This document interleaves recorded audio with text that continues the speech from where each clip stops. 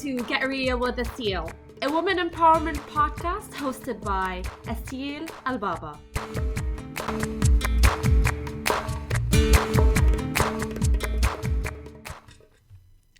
Welcome to the second episode of Get Real with Asil. Today is Wednesday, May 3rd, 2017. If you didn't get a chance to listen to the introductory episode, Wednesdays is the day where we get in touch with our negative emotions. I mean, they're there. They're part of who we are. They're part of our lives. So why put the mask on? Let's just take the mask off and identify our emotions as they are. Because it's an important step to overcome them. And the emotion I chose for today is temper. So I grew up in a household where I've seen a lot of temper, and I've seen the detrimental effect it can have on a relationship and ultimately a family. So that is a topic that's very close to my heart. But even more so, I grew up in a country that's politically corrupt. I came from Lebanon and I immigrated to Canada at the age of 16. But in Lebanon, I've seen a lot of anger around me just in society, and that's natural given the political dilemma that the country was torn by. So I grew up thinking that it's just a normal thing to yell and scream and, express your anger in the ways that pleases you. But realistically, that's very far from the truth. So before I get deeper into the topic of temper, I thought I'll start this episode by a parable as well. This parable is a very interesting one as it highlights my point. So here it goes. There was once a little boy who had a bad temper. His father gave him a bag of nails and told him that every time you lose your temper, you must hammer a nail into the fence. The first day, the boy had 37 times where he was just angry and he lost his temper, so he went over to the fence and hammered the nails. Over the next few weeks, as he learned to control his anger, the number of nails started to gradually decrease. He discovered that it was easier to hold his temper than to drive those nails into the fence. Finally, the day came when the boy just didn't lose his temper at all. He told his father about it, and the father suggested that the boy now pull out one nail for each day that he was able to hold his temper. The days passed, and the young boy was finally able to tell his father that all the nails were gone. So the father took his son by the hand and led him to the fence. He said, "You have done well, my son, but look at the holes in the fence. The fence will never be the same. When you say things in anger, they leave a scar, just like this one. You can put a knife in a man and draw it out, but it won't matter how many times you say, 'I'm sorry.' The wound is still there. Make sure you control your temper the next time you are tempted to say something or anything that you will regret later. Because when you speak angry, you will make the best speech that you will for sure regret." I hope you enjoyed this parable as much as I did, because this is really the message I'm trying to hone home today with you. There's many times where I personally said things that are so hurtful to people I deeply, deeply care about. The hurt I've caused, not just to them, but to me as well, has been something that took me years to eventually overcome. Truth is, hurt people hurt. Striving to improve ourselves is one assured way to improve the qualities of our relationship and ultimately our lives. So if temper is something you've struggled with, whether it's something in your personal qualities or in people around you, what can you do about it? I'll share with you a few things. The first thing you can do is make a goal. So instead of saying, "That's just the way I am, deal with it," strive to improve with a specific time period. So let's say, for example, you determine that you want to be able to handle your temper better in about 6 months.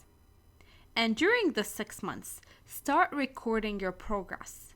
Each time you lose your temper, write it down. Write what happened for you to lose your temper. How did you react? How you could have reacted better and why. Then make it your goal to use these better reactions the next time you are provoked. I personally use that in different ways, as I used to be a person who I'm not easily offended. I'm not easily a person who just yells or screams. But when I do, I'm disappointed by myself. And that causes me to reflect upon my actions and, most importantly, reflect upon my words. I mean, 90% of the time where I get to that place which is dark in my opinion, I say things that I don't necessarily mean. So what's the point? And it angers me every time I do that.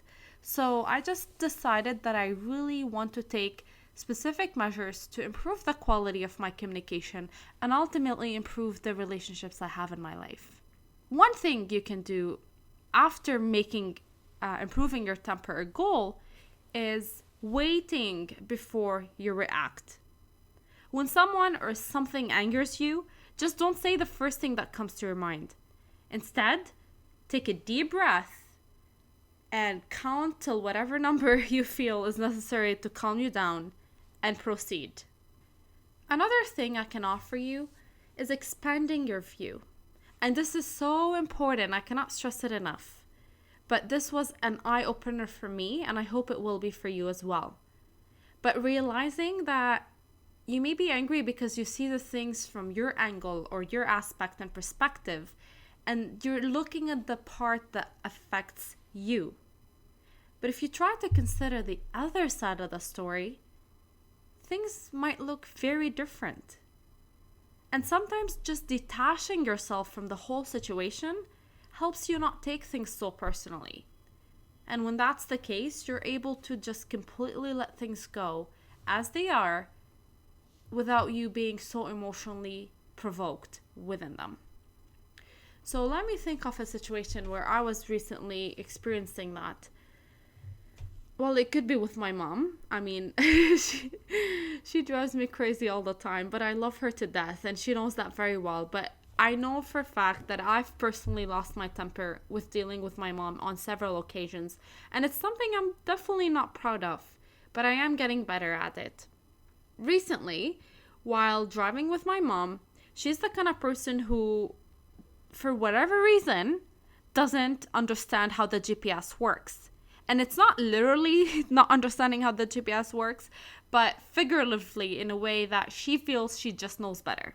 So when I put an address in the GPS, she will try to still make her own shortcuts and still try to improvise her way around, thinking that the GPS just doesn't know well enough where we're going.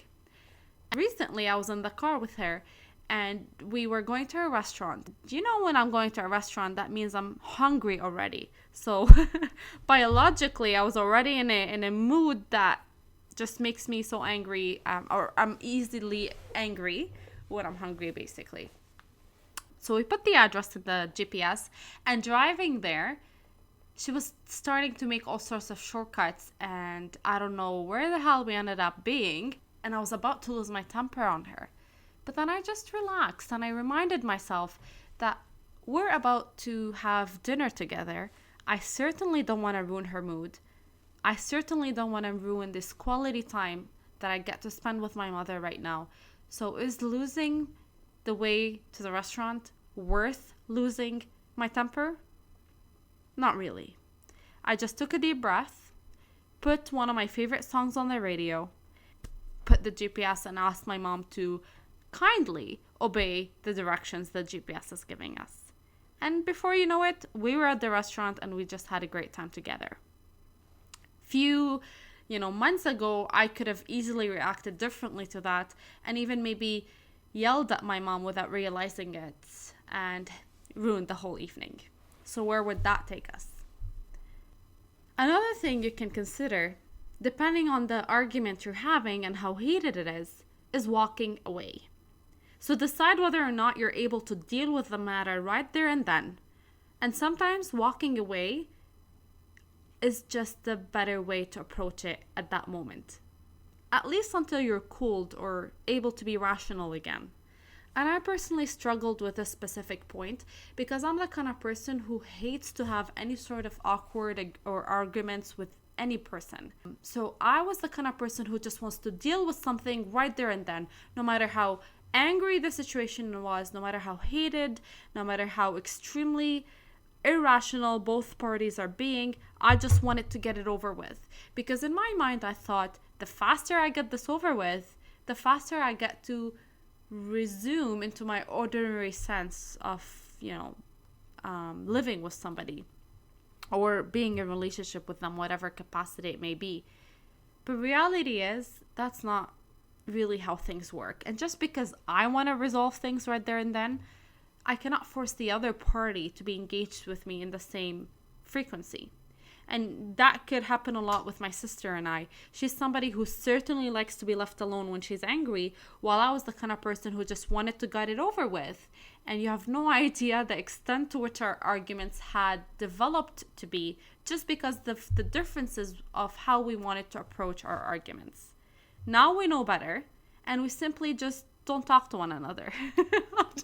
I'm joking. That's not how we do. That's not how we deal with our issues. We just learned how to respect each other's boundaries, and it's a work in progress. I can't say we're perfect, but we are getting there. That's for sure. And lastly, learn to let it go. There's just nothing wrong with feeling agitated or angry. But the question is, what will happen next? If you allow others to provoke you, it gives them power over you. If you do, you will always be controlled by your anger rather than letting yourself control it. So the interesting thing about that is sometimes you just have to realize that there is no solution for whatever problem you're trying to face with the other person. Letting it go could simply be the best way to do it. And obviously you will have to use your common sense and judgment, whether it's worth to let go or not, but just realize it's an option. I'll leave you with this quote. Taylor Swift actually said this one. Who would have thought? Taylor Swift said, "Silence speaks so much louder than screaming tantrums. Never give anyone an excuse to say that you are crazy." I love this one. So I'm sharing it with you because I've definitely been called crazy many times, and not for the good reasons. But I know better, and I'm learning and developing. And this is what this whole thing is about.